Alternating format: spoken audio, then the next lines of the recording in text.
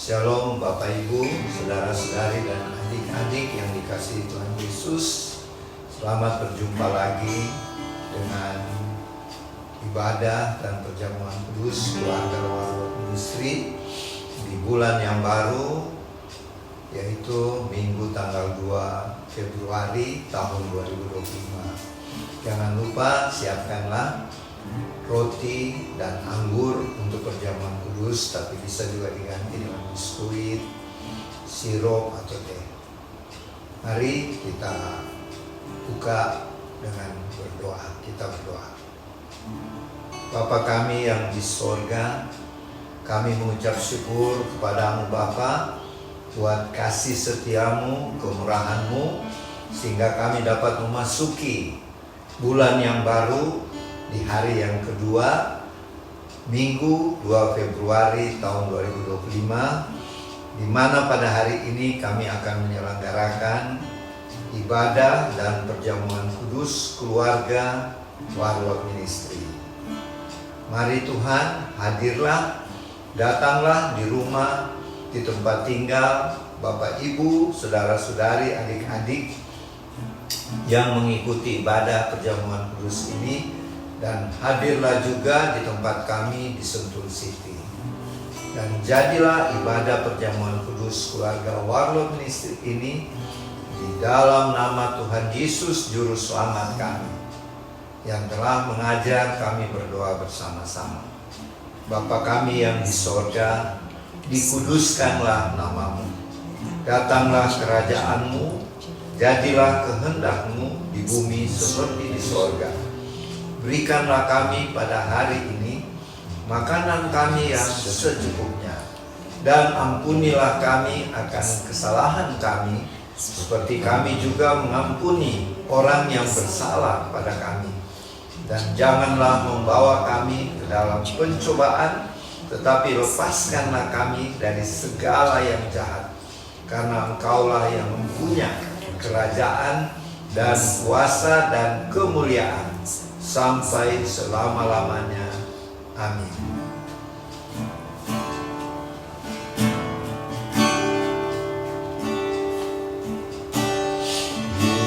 Yesus, kemuliaan-Mu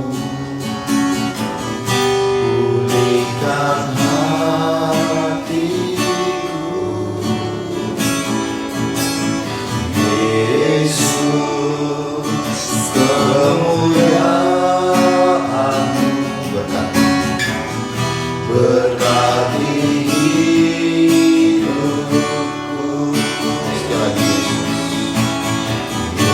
Yesus, kemuliaan-Mu pulihkan hatiku.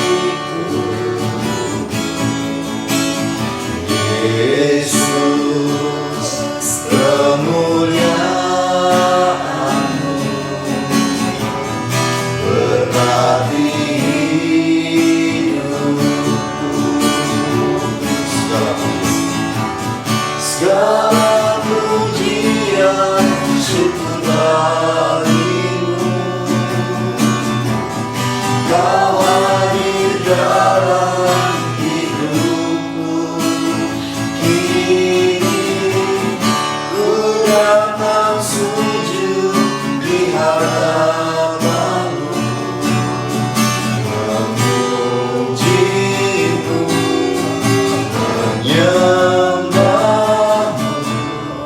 Yesus, ku menyembahmu.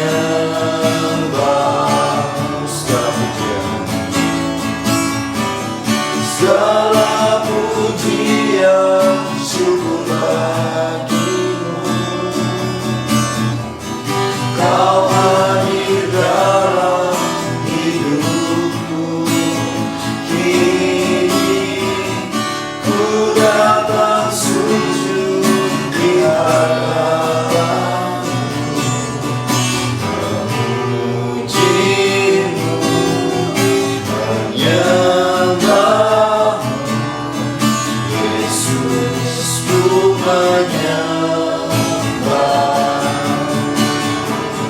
segala pujian. Segala pujian syukur bagimu. Kau hadir dalam hidupku. Kini ku datang sujud di hadapanmu, memujimu,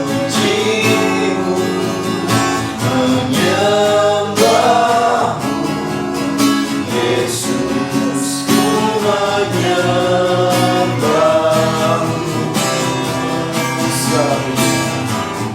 Segala pujian syukur bagimu. Kau hadir dalam hidupku. Kini ku datang sujud di hadapanmu, memujimu,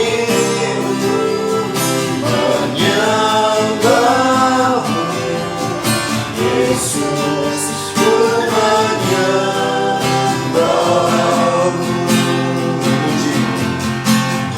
Memujimu,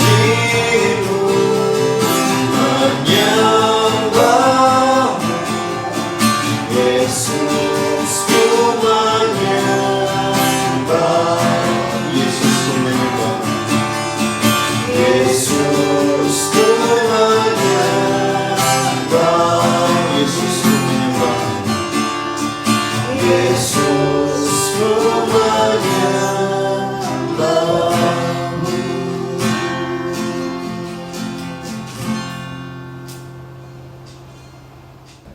Bapak Ibu, saudara-saudari dan adik-adik yang dikasihi Tuhan, sekarang kita masuk dalam pemberitaan firman Tuhan.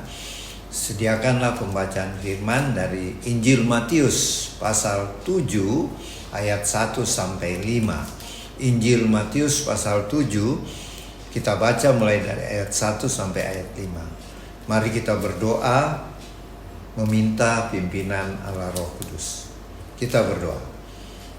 Bapa Surgawi, terima kasih untuk kesempatan yang indah dan berharga saat ini untuk pemberitaan firman-Mu. Kami mohon kiranya Allah Roh Kudus mengurapi kami semuanya, baik kami yang mendengarkan firman-Mu maupun hamba-Mu yang menyampaikan, supaya firman-Mu ini tidak lewat sia-sia, tetapi menjadi kekuatan, pedoman dan berkat bagi kami semuanya. Berfirmanlah ya Tuhan, kami siap mendengarkan, merenungkan dan melakukannya. Di dalam nama Tuhan Yesus Juru Selamat kami. Amin.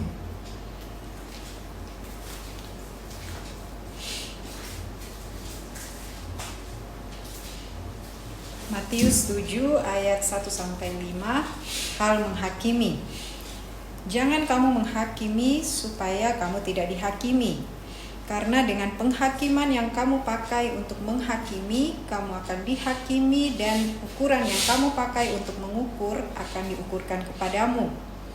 Mengapakah engkau melihat serpihan kayu di mata saudaramu, sedangkan balok di dalam matamu tidak engkau ketahui?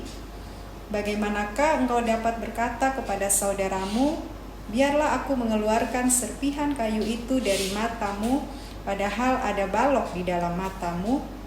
Hai orang munafik, keluarkanlah dahulu balok dari matamu, maka engkau akan melihat dengan jelas untuk mengeluarkan serpihan kayu itu dari mata saudaramu. Amin. Bapak Ibu, saudara-saudari dan adik-adik yang dikasihi Tuhan, pembacaan firman Tuhan hari ini adalah merupakan bagian dari khotbah Tuhan Yesus di atas bukit.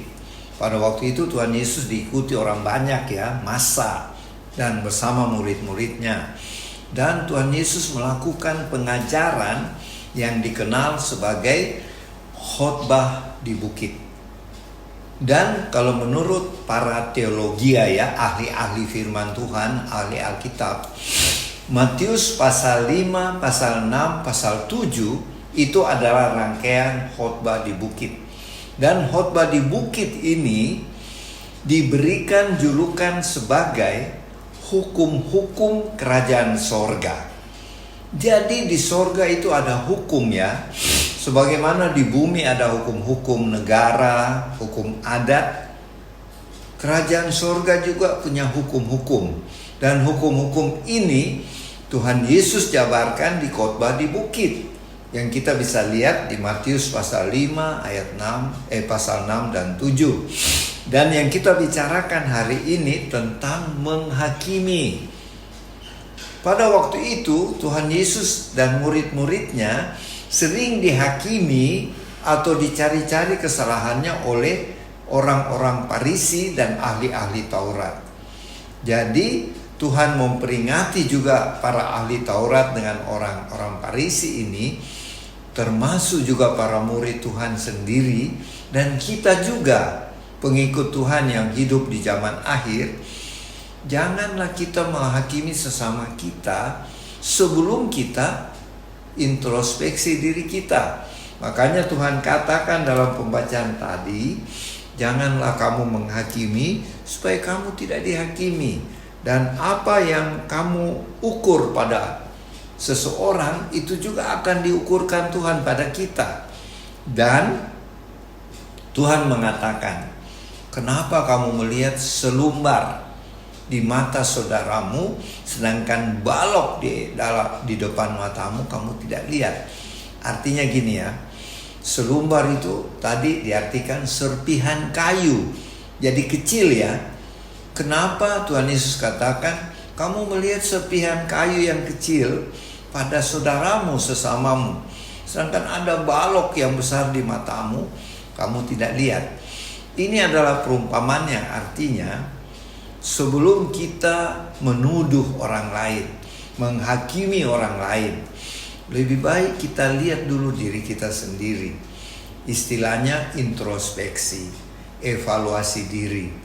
Dan setelah itu baru kita bisa menegur sesama kita. Kita menegur dengan kasih seperti Tuhan Yesus sudah lebih dulu mengasihi kita ya. Jadi janganlah kita gampang menghakimi sesama kita, sebab sebenarnya hak penghakiman itu ada pada Tuhan Yesus ya, dan para hakim yang telah ditunjuk Tuhan di tiap bangsa ya. Jadi di dunia ini ada hakim-hakim yang sudah ditunjuk Tuhan melalui negara masing-masing. Seperti di Indonesia juga banyak hakim-hakim yang ditunjuk ya. Jadi marilah kita renungkan firman Tuhan ini dan lakukan, yaitu pertama, marilah kita introspeksi diri dulu. Apakah kesalahan kita? Mari dengan pertolongan Roh Kudus, tanyalah Roh Kudus, Roh Kudus tolong berikan saya pengertian apa kekurangan-kekurangan saya, kesalahan-kesalahan saya, apa pribadi karakter-karakter saya yang kurang, sehingga mungkin nanti menjadi batu sandungan bagi sesama. Sehingga ketika kita menginjil, kita bersaksi dan melayani Tuhan pada sama bisa tidak maksimal ya. Jadi nasihat Tuhan ini mari kita sambut dengan rendah hati dan memohon Roh Kudus untuk memberikan petunjuk. Kita evaluasi dulu diri kita, kita introspeksi dulu kekurangan kita, baru kita akan menegur sesama kita dengan maksud untuk supaya dia mengenal Kristus dan dia memperbaiki kesalahannya. Dan kami teringat pernah pada satu waktu kami melayani di suatu desa di Sumatera Utara ya, di desa Parsuburan. Bapak yang mengajar kami berkata, mari kita berdoa buat ayah saya yang terkena guna-guna atau santet. Setelah kami pergi ke sana, ke satu desa di Sumatera Utara itu, ternyata keadaannya di sana lain. Setelah kami ketemu bapak yang dikatakan diduga disantet itu, malah si Bapa dengan jujur berkata setelah kami berdoa ya, bahwa malah dia yang menyantet orang. Jadi terbalik ya. Jadi firman Tuhan hari ini sudah memperingati kita, marilah kita introspeksi diri sebelum kita menghakimi sesama kita, supaya kita hidup dengan ketulusan hati dan dipimpin oleh Roh Kudus, dan melalui kesaksian dan pelayanan kita nama Tuhan Yesus dimuliakan dan banyak jiwa-jiwa yang akan kita menangkan. Demikianlah firman Tuhan pada hari ini, semoga menjadi berkat bagi kita semua. Selamat siang Bapak Ibu, saudara-saudari, teman pembawa di rumah. Kita jumpa lagi pada siang ini. Apa yang pembacaan pada siang ini dari Matius 7 tadi yang sudah disebutkan ayat 1 sampai 5. Saya menambahkan apa yang Opa katakan tadi. Kalau saya melihat di sini apa yang Tuhan tulis, Tuhan di sini mengajar. Sebenarnya secara tidak langsung Tuhan mau menyatakan dirinya pada manusia. Secara tidak langsung dia mau menyatakan pribadinya pada manusia sampai Tuhan bisa berbicara. Di situ ada satu kritik, ada satu harapan, satu pelajaran. Tapi sebelum Tuhan mengatakan ini, saya ulang lagi, Tuhan itulah pribadinya. Tuhan mengatakan itu, Tuhan mengatakan untuk murid-muridnya dalam hal ini, pada waktu itu Tuhan adalah manusia. Tuhan berani mengatakan itu karena Tuhan sendiri sudah melaksanakan dulu apa yang Tuhan ajarkan. Karena saya mengatakan pada waktu Tuhan mengajar ini, Tuhan adalah seorang manusia, asli manusia. Ya. Ada emosi, perasaan, ada pengetahuan. Mari kita merenungkan pribadi Tuhan yang begitu hebat. Begitu apa yang Tuhan katakan, dia menunjukkan satu pribadi yang sulit diketemukan pada seorang pribadi manusia. Demikian. Mari kita belajar pribadi Tuhan. Saya katakan Tuhan adalah manusia juga. Kenapa Tuhan demikian? Saya sedikit mengulang. Setiap hari, setiap saat Tuhan ada di hadapan Bapaknya sendiri. Ada komunikasi, ada pembicaraan, ada menyatakan isi hati, ya.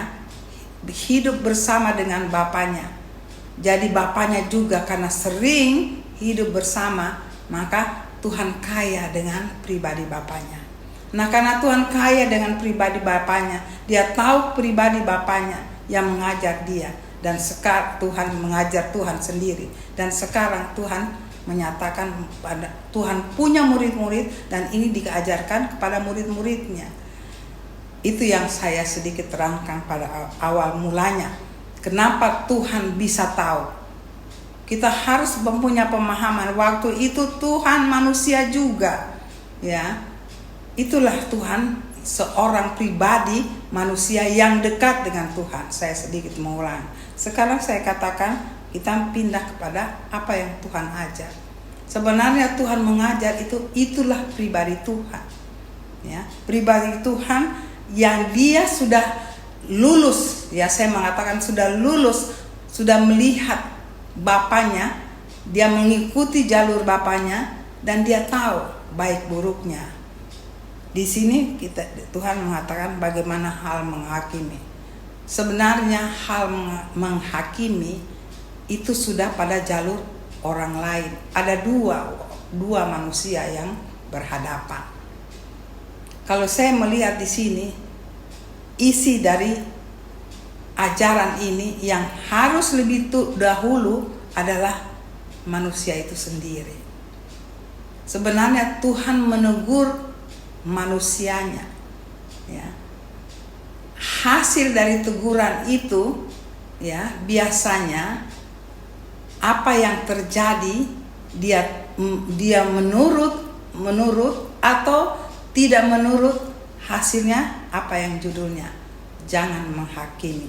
Sebenarnya manusia itu melihat, menghakimi. Sebenarnya manusia, kalau saya belajar pribadi karena sering melayani, orang yang gampang menghakimi orang, ya, gampang menyatakan lihat orang yang demikian sebenarnya di hatinya sebenarnya tidak demikian, di hidupnya, ya. Ini jelas, saya tidak ulangi, jelas di sini. Tetapi yang saya tergerak hati saya di ayat yang kelima, ya. Hai orang munafik, keluarkan dahulu balok dari matamu, maka engkau akan melihat dengan jelas untuk mengeluarkan selumbar itu dari mata saudaramu. Kalau yang kelima itu adalah yang paling keras, orang itu adalah orang yang munafik. Berarti orang yang menghakimi itu orang yang tidak benar di hadapan Tuhan, ya. Dikatakan munafik. Munafik di situ ada kesombongan, ada kebohongan, ada hal-hal yang tidak pada kehendak Tuhan, ya. Di situ Tuhan mau menegur kita. Sebenarnya Tuhan menegur pribadi-pribadi anak-anaknya. Dalam hal ini kita sebagai muridnya, ya, kita sebagai yang membawa Injil pada manusia lain, mengajar kebesaran, kebenaran hidup. Kita harus lebih dulu menjalani. Kita harus lebih dulu memupuk, merasakan kebenaran itu, baru kita bisa bawa ke orang lain. Karena kata munafik berarti orang itu tidak melihat dirinya. Dia kritik sana, kritik di sini. Tapi sebenarnya di firman ini mengatakan orang itu tidak benar di hadapan Tuhan. Inilah yang kalau saya renungkan membaca firman hari ini, itulah yang sering terjadi pada manusia. Saya bicara khususnya anak-anak Tuhan. Mari kita, Tuhan katakan, jadikanlah seluruh bangsa muridku yang mengenal aku. Kita harus mengenal pribadi Tuhan dulu dengan segala kelengkapannya, baru kita bisa mengajar orang lain, baru kita bisa membawa Injil kebenaran. Jangan kita membawa Injil kebenaran tapi kita hanya untuk dilihat orang. Kita hanya membawa sesuatu Injil kebenaran dengan belajar, ya, tidak menghayati dalam kehidupan kita. Ini yang paling banyak terjadi. Kita gampang ngomong, ya, karena kita belajar kadang-kadang. Tapi saya karena pengalaman melayani, paling enak kalau kita punya pengalaman melayani sesama. Di situ kita lihat begitu banyak warna karakter manusia. Kita belajar di situ. Belajar teori itu benar, karena bapak-bapak rohani kita yang terdahulu atau orang-orang yang sudah lebih tua hidup, ya, memberikan banyak pelajaran, kita juga belajar di situ. Tapi pada akhirnya kita mau tahu benar atau tidak, kita harus lebih dalam hidup bersama Tuhan. Karena bersama Tuhan kita bisa melihat kehidupan di dunia ini. Kita bisa melihat bagaimana perkembangan dunia ini. Kita bisa melihat mana dosa dan tidak dosa.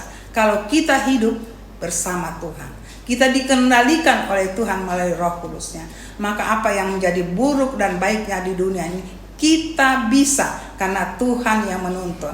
Kalau kita tidak tahu hal ini, Bapak Ibu, hal-hal yang mana kita tahu mana benar, tetapi menjadi porsi kita kebenaran, kadang-kadang kita tidak punya.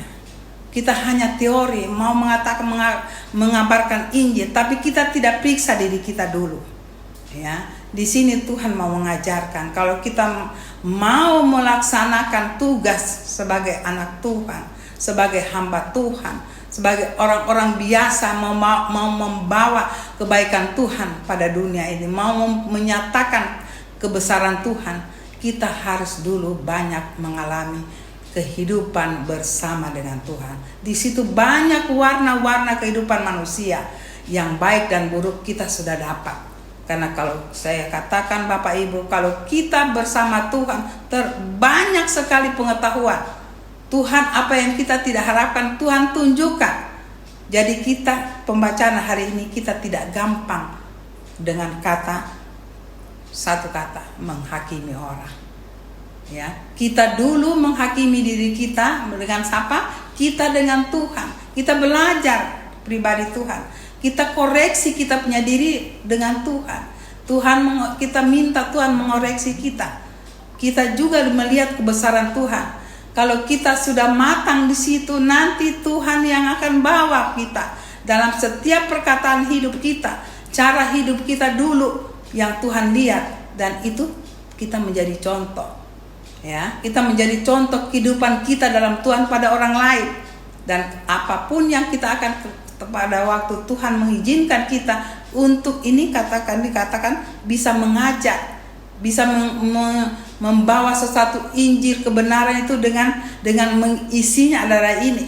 Tapi kita sudah lebih dulu menguasai diri kita, membawa diri kita hidup dalam Tuhan. Maka apa yang dikatakan kita harus bawa dalam kehidupan kita, membawa warna Tuhan, itu sudah terjadi. Ya, apa yang Injil hari ini mengatakan itu tidak ada lagi dengan kita. Sebenarnya dengan kata lain, apapun yang kita lakukan selalu ada Tuhan menjadi pegangan kita. Kita tidak akan terjadi seperti yang hari ini firman mengatakan jangan menghakimi. Karena kita sudah sempurna di dalam Tuhan. Apa yang kita katakan kita sudah duluan mengatakan. Jangan balok di orang di muka sana kamu lihat, sedangkan balok di mata kita tidak lihat. Nah, itu tidak akan jadi kalau kita dekat selalu dengan Tuhan. Ini sebenarnya teguran. Ya, bagaimana kalau saya ulangi, bagaimana kalau kita tidak akan mendapat begini? Harus dekat dengan Tuhan, bergaul dengan Tuhan. Apalagi kita adalah generasi akhir zaman. Mari generasi akhir zaman melihat kehidupan kita, ada melihat warna Tuhan. Saya mengulang tiap isi kami membawa firman, isinya bahwa hidup kita harus ada warna Tuhan. Maka apa yang dikatakan, saya ulang lagi, firman hari ini tidak akan terjadi bagi kita sebagai anak Tuhan. Bapak Ibu, apa yang firman hari ini mengatakan? Mengajak kita lebih dekat dengan Tuhan, lebih memupuk kita hubungan pribadi dengan Tuhan, agar warna-warna kebenaran itu tanpa kita cari, kita dengan Tuhan kita sudah praktekkan, maka tidak akan terjadi apa yang dikatakan firman hari ini. Biarlah Roh Kudus, kita minta Roh Kudus menjamah hidup kita pribadi, keluarga kita, agar hidup kita di dalam Tuhan, dalam persekutuan keluarga, komunitas kita, ada warna Tuhan di situ. Tuhan, iblis tidak punya wewenang atau mau mencari kelemahan kita, dia tidak dapat. Karena kita hidup terus dengan Tuhan. Tuhan yang mengontrol hidup kita sampai kita sempurna di matanya. Apa yang dia firmankan hari ini, kita tidak akan dapat dalam kehidupan kita. Kiranya apa yang firman katakan hari ini menjadi kebahagiaan kita bersama. Tetap setia bersama Tuhan, kita melihat diri kita bagaimana dengan Tuhan. Tuhan akan utus kita untuk kepada orang lain. Maka bukan diri kita yang diagungkan, bukan diri kita yang menjadi batu sentuhan orang lain, tetapi diri kita menjadi kebahagiaan Tuhan, dan kita pun berbahagia menyenangkan hati Tuhan. Kiranya apa firman hari ini, apa yang saya katakan, kiranya Bapak Ibu di rumah akan diberikan pengarahan lebih lagi. Roh Kudus akan membawa pengalaman, pengarahan yang lebih sempurna dari apa yang saya bawakan. Kiranya ini berlaku di dalam nama Tuhan Yesus bagi Bapak, Ibu, saudara-saudari yang mendengar siang ini apa yang Tuhan katakan. Sampai kita bertemu di minggu depan. Maranatha, Tuhan memberkati. Amin. Setelah kita tadi menerima firman Tuhan tentang pengajaran Tuhan Yesus yang masuk dalam bagian khotbah di bukit. Dan kini kami mau melaksanakan perintah Tuhan Yesus, yaitu melaksanakan perjamuan kudus, Holy Communion. Untuk itu sediakanlah roti, anggur perjamuan kudus atau biskuit, sirup atau teh. Mari kita berdoa. Bapa Surgawi, terima kasih untuk firman-Mu yang kami sudah dengarkan dan beritakan tadi. Jadikanlah kami semuanya Roh Kudus menjadi bukan hanya pendengar, tetapi menjadi pelaku firman, sehingga dalam kesaksian dan pelayanan kami banyak jiwa-jiwa yang dimenangkan dan nama Tuhan Yesus yang dipuja dan dipuji. Berkatilah roti anggur perjamuan kudus kami, dan jadilah perjamuan kudus ini dalam nama Tuhan Yesus Juru Selamat kami. Amin.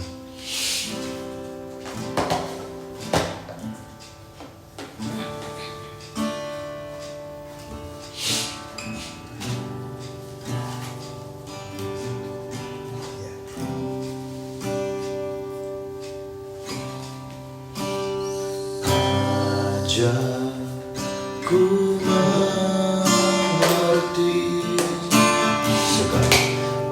segala rencana-Mu. Ajar ku berserah hanya pada-Mu.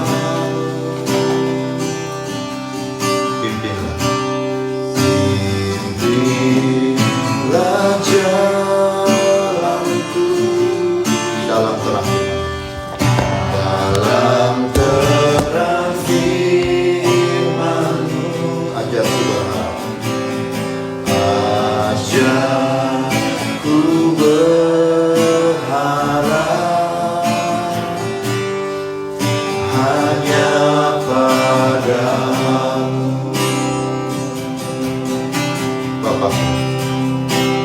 Bapakku,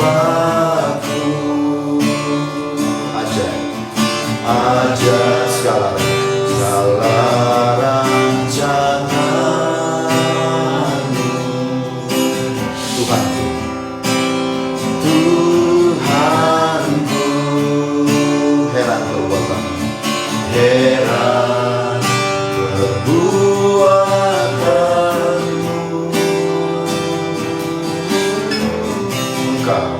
Engkau sanggup mengadakan segalanya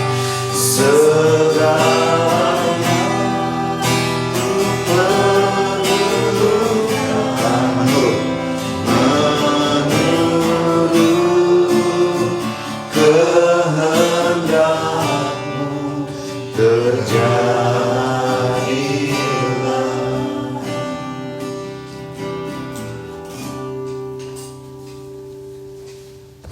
Kalau di Hosti atau roti perjamuan kudus ada firman Tuhan, silakan dibaca ya, karena ini merupakan pesan Tuhan bagi tiap-tiap pribadi dan secara menyeluruh, khusus bagi keluarga Warlord Ministry.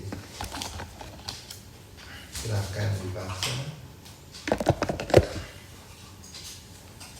Filipi 1 ayat 21, karena bagiku hidup adalah Kristus dan mati adalah keuntungan. Yohanes 14 ayat 27b. Janganlah gelisah dan gentar hatimu. Bapa 3 atau 2 tak berkesudahan kasih setia Tuhan. Tak bisa berserah. Amsal 9 ayat 10a, permulaan hikmat adalah takut akan Tuhan. Jadi yang pertama apa tadi pesan Tuhan? Karena bagiku hidup adalah Kristus, Ya. mati adalah keuntungan. Anjuran Rasul Paulus pada kita semua seperti dia sendiri, bahwa hidup itu adalah untuk Tuhan Yesus ya. Dan kalau seandainya kita dipanggil pulang ke rumah Bapa itu adalah satu keuntungan. Kenapa? Karena kita akan berjumpa dengan juru selamat kita di sorga nanti. Kemudian, janganlah gelisah dan gentar hatimu. oleh sebab itu di dalam menghadapi segala permasalahan, pencobaan, dan tantangan dalam kehidupan ini, kita tidak usah gelisah, tidak usah khawatir atau takut, karena ada Roh Kudus yang menjadi penolong kita, yang menghibur kita, dan yang memberi hikmat dan kuat kuasa. Kemudian Roma tadi. Dan marilah kita selalu bersyukur karena Tuhan berjanji bukan hanya kepada Nabi Yeremia dan bangsa Israel, tetapi kita juga sebagai Israel rohani, yaitu setiap pagi ada rahmat Tuhan yang selalu baru. Karena Tuhan Yesus adalah Tuhan yang tidak ada batasnya, maka setiap pagi kita harus bersyukur karena ada rahmat, ada berkat, rezeki dari Tuhan, ya. Oleh sebab itu, marilah kita hidup dengan takut akan Tuhan.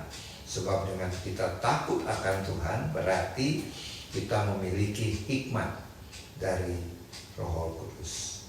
Demikianlah beberapa pesan firman buat kita semua, dan marilah kita laksanakan perjamuan kudus, ya. Kita angkat roti perjamuan kudus ini, dan firman Tuhan dalam Injil Lukas berkata, lalu Tuhan Yesus mengambil roti, mengucap syukur, memecah-mecahkannya, dan memberikannya kepada murid-muridnya. Kata Tuhan Yesus, inilah tubuhku yang diserahkan bagi kamu, perbuatlah ini menjadi peringatan akan aku. Mari kita ucapkan dengan iman, inilah tubuh anak domba Allah yang suci, yang telah berkorban di atas kayu salib di bukit Golgota.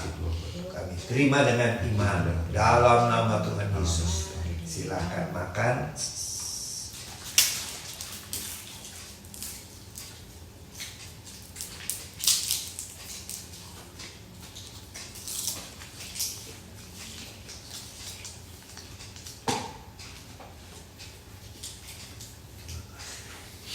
Kita angkat cawan perjamuan kudus.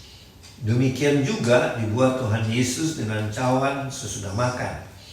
Tuhan Yesus berkata, cawan ini adalah perjanjian baru oleh darahku yang ditumpahkan bagi kamu.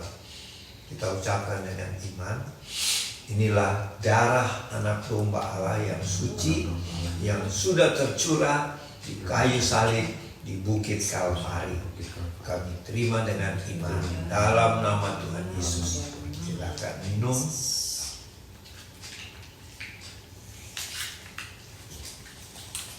Marilah kita mengucap syukur dengan puji.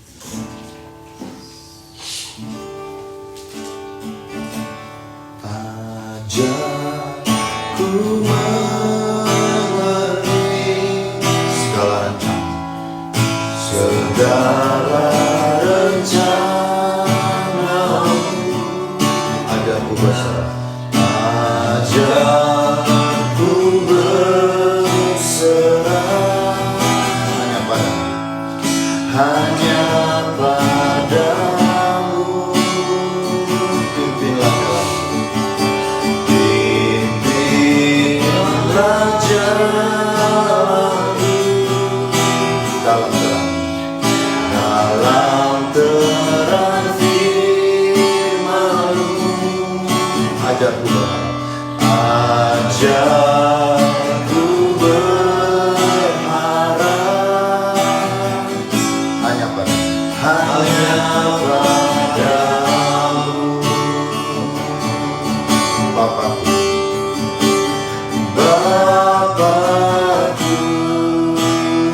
ajaib segala rancangan-Mu.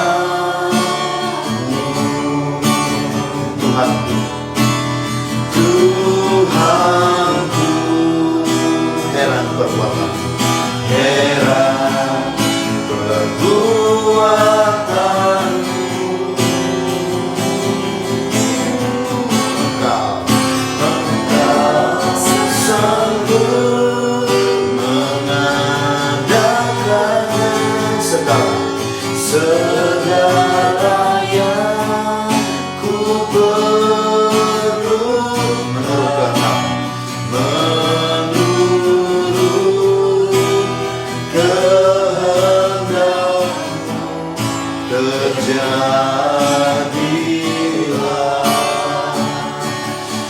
Bapakku ajaib.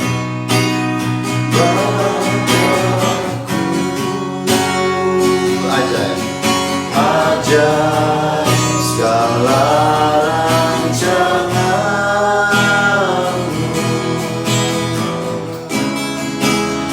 Tuhanku, heran, heran perbuatanmu. Engkau sanggup, engkau sanggup mengadakan segala yang diperlukan menurut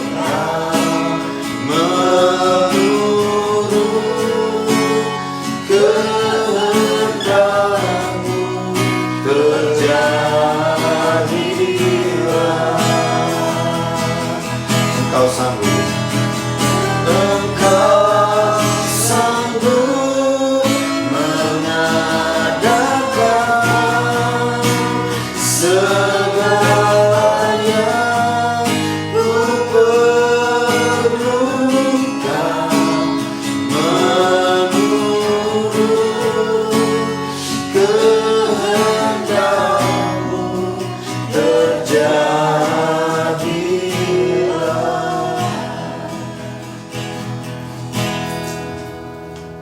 Ya Bapa Sorgawi, kami bersyukur kepadamu sebab kami sudah menerima roti dan anggur perjamuan kudus, yang berarti kami sudah menyatu dengan Tuhan dan Tuhan tinggal dan bersama-sama dengan kami. Kami bersyukur Tuhan buat segala kebaikan Tuhan, kemurahan Tuhan dalam kehidupan kami, di mana kami menerima banyak berkat, mengalami keajaiban, mujizat demi mujizat dalam kehidupan kami. Untuk itu kami semua sepakat yang beribadah saat ini memuji, memuliakan, dan membesarkan nama Tuhan yang mulia dan kudus, nama Tuhan Yesus. Berkatilah ya Tuhan Bapak Ibu, saudara-saudari, adik-adik yang mengikuti ibadah saat ini di tempat tinggal masing-masing, yang sedang berbahagia karena hari ulang tahun pada hari ini dan di sepanjang minggu yang berjalan nanti. Kiranya Tuhan mengaruniakan panjang umur, kesehatan, dan berhasil baik dalam pekerjaan, bisnis, atau dalam studi, masing-masing dalam setiap aktivitas. Berkati juga yang mengalami berkat-berkat Tuhan yang berlimpah-limpah dalam bisnis, pekerjaan, dan karir, atau dalam hal apa saja. Kiranya Tuhan menyempurnakan. Syukur Bapak Ibu, saudara-saudari, adik-adik bersama keluarga masing-masing. Tuhan, tolonglah saudara-saudara, Bapak Ibu, adik-adik yang mengalami permasalahan. Mungkin itu permasalahan keluarga, permasalahan keuangan atau pelayanan, dan mungkin juga masalah kesehatan yang sedang sakit. Kiranya oleh kuasa bilur-bilur Tuhan Yesus disembuhkan. Penyakit apa saja dengan nama Tuhan Yesus kami klaim sudah disembuhkan. Dan berikanlah jalan keluar yang terbaik Tuhan untuk semua masalah yang sedang dihadapi Bapak Ibu, saudara-saudari, adik-adik yang mengikuti ibadah saat ini, dan kami juga yang ada di Sentul City. Bapak, pakailah kami semuanya dan khususnya keluarga Warlord Ministry untuk tetap setia, bersaksi, dan melayani Tuhan, menjalankan amanat agung Tuhan Yesus, yaitu memberitakan Injil dan memenangkan jiwa-jiwa buat Tuhan Yesus.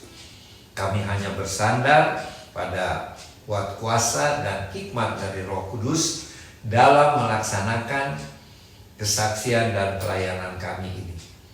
Dan kami juga mendoakan pemerintah bangsa kami Tuhan, yang dari pusat sampai ke daerah-daerah, Berkatilah Bapak Presiden Prabowo Subianto, Bapak Wakil Presiden Gibran Rakabuming Raka dan keluarganya, dan semua menteri, menteri koordinator, bahkan semua anggota DPR, anggota bagian hukum.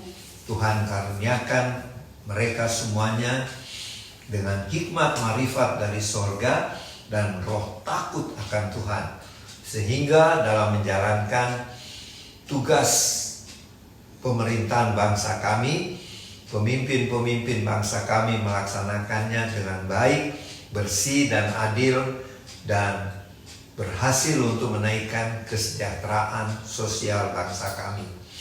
Terima kasih Bapak. Kami berdoa buat saudara-saudara kami yang ditimpa bencana-bencana, baik itu bencana kebakaran, banjir, gempa bumi yang terjadi di Indonesia maupun di bangsa-bangsa lain, dan khususnya yang terjadi sekarang di jalur Gaza, di mana meskipun gencatan senjata sudah terjadi, tetapi masih juga terjadi pertempuran sporadis.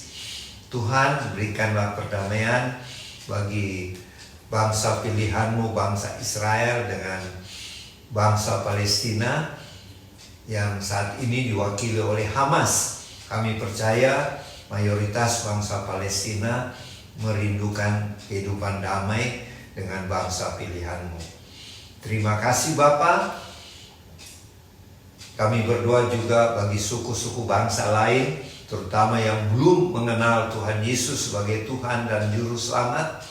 Pakailah kami Tuhan, pakailah hamba-hamba Tuhan yang lain untuk memberitakan Injil-Mu kepada mereka, sehingga kedatangan Tuhan, yaitu pengangkatan, akan semakin dipercepat. Terima kasih Tuhan Yesus. Sebelum kami mengakhiri ibadah perjamuan kudus keluarga Warlord Ministry ini, kami memohon berkat daripada-Mu. Kiranya berkat dari Allah Bapa Sorgawi yang berlimpah-limpah, kasih karunia dari Tuhan Yesus, dan persekutuan dengan Allah Roh Kudus menyertai Bapak Ibu, saudara-saudari, dan adik-adik bersama keluarga masing-masing, dan menyertai kami yang ada di Sentul City mulai hari ini sampai selama-lamanya. Di dalam nama Tuhan Yesus. Haleluya. Amin. Ibadah sudah selesai. Sampai jumpa lagi minggu depan, hari Minggu tanggal 9 Februari 2025. Shalom, Tuhan Yesus memberkati.